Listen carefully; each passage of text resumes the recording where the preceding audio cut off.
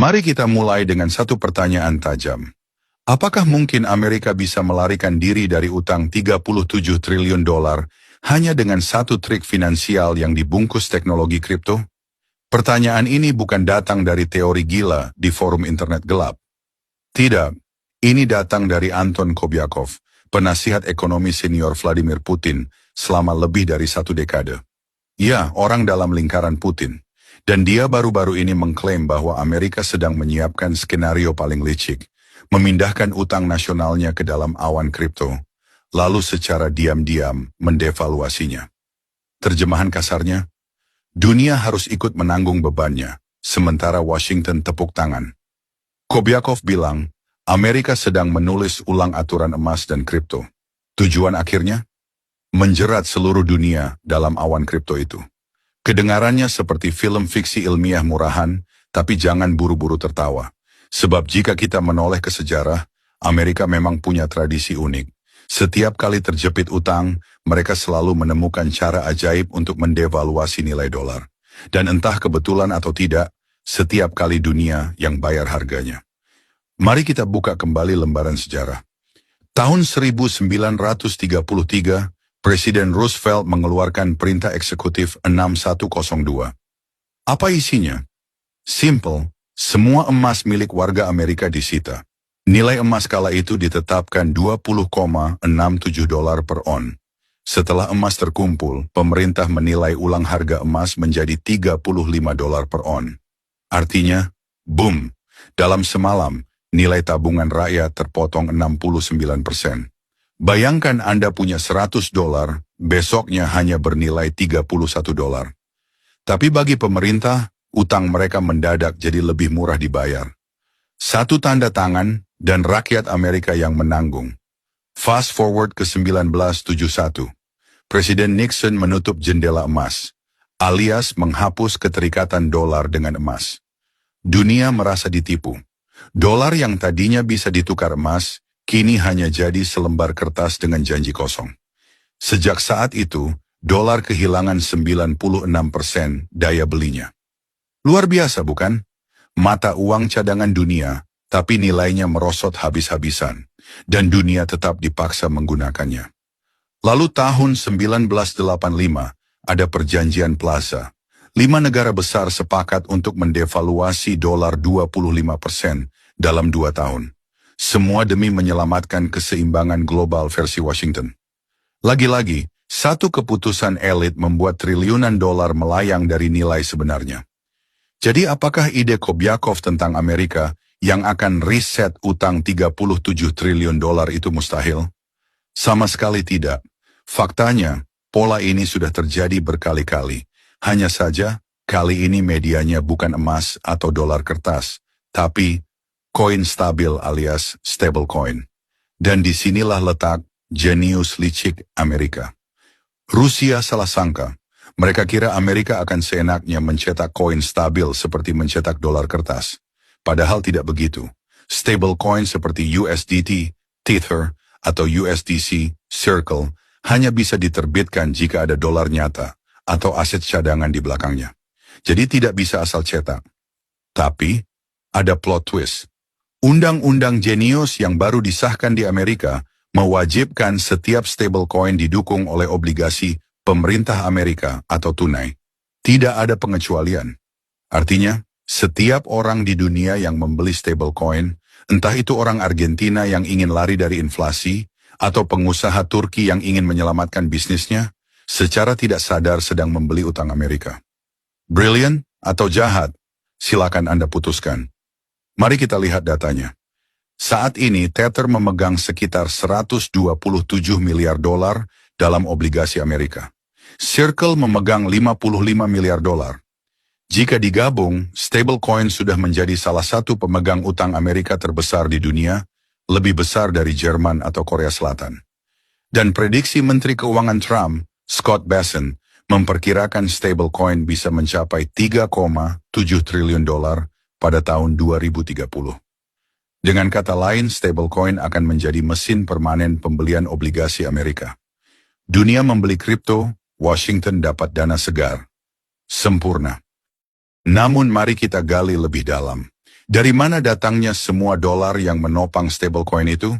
Jawabannya mengejutkan, dari cadangan bank yang selama ini dibekukan di Federal Reserve.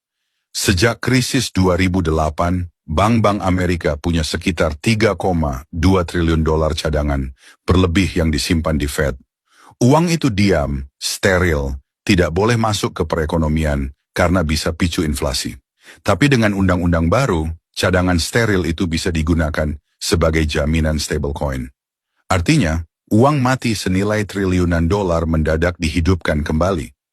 Bukan uang baru, tapi uang lama yang akhirnya dilepas ke pasar. Dampaknya, harga naik, daya beli dolar jatuh, dan boom, utang 37 triliun dolar terdevaluasi. Washington tidak perlu bayar, tidak perlu gagal bayar, mereka cukup melemahkan dolar, dan semua orang yang pegang dolar ikut menanggung kerugiannya. Kedengarannya familiar? Ya, ini sama persis dengan skenario Roosevelt, Nixon, hingga Plaza Accord, hanya dibungkus lebih modern. Bedanya, kali ini mereka tidak perlu repot menjarah emas atau menipu sekutu. Dunia sendirilah yang sukarela membeli stablecoin, dan otomatis membiayai utang Amerika. Ironi, dunia jadi penyelamat, Amerika jadi penikmat. Mari kita periksa dampaknya. Harga-harga sudah mulai menggila. Sejak 2020, pasokan uang Amerika, M2, naik 40% hanya dalam 4 tahun. Harga rumah melonjak 50%, asuransi properti 70%, harga bahan pokok 30%, emas naik 35%, dan Bitcoin terbang lebih dari 250%. Semua ini bukan inflasi biasa. Ini devaluasi dolar yang nyata. Tabungan Anda, gaji Anda, nilainya perlahan terkikis. Tapi di sisi lain, beban utang Amerika menyusut dengan sendirinya. Trik klasik, hasil maksimal. Dan dunia melihat, China sudah mengurangi kepemilikan obligasi Amerika dari 1 triliun dolar jadi hanya 756 miliar dolar. Jepang juga ikut menjual. Porsi kepemilikan asing atas utang Amerika jatuh dari 34% menjadi 23%. Semua orang mulai sadar permainan ini. Tidak heran bank sentral di seluruh dunia berbondong-bondong membeli emas. Polandia, Republik Ceko, Turki, bahkan Cina menimbun ratusan ton emas. Harga emas pun pecah rekor ke 3.777 dolar per on. Mereka tidak bodoh. Mereka tahu riset sedang berjalan. Mereka tidak mau jadi korban terakhir yang pegang dolar kertas ketika nilainya jatuh. Tapi bagaimana dengan Bitcoin? Banyak yang berharap Amerika akan membangun cadangan Bitcoin strategis, seperti emas digital.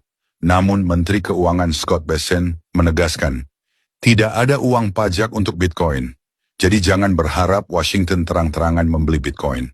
Tapi pola klasiknya tetap sama, sektor swasta duluan. Perusahaan seperti MicroStrategy, Marathon, dan ETF Bitcoin diam-diam sudah membangun cadangan. Pemerintah tinggal menunggu saat tepat untuk masuk. Jadi mungkin bukan cadangan Bitcoin negara, tapi lebih halus, lebih tersamar, tapi tetap dengan hasil akhir yang sama. Dan mari kita tarik kesimpulan. Apakah Kobiakov benar? Ya, sebagian besar benar. Amerika memang akan mendevaluasi utangnya.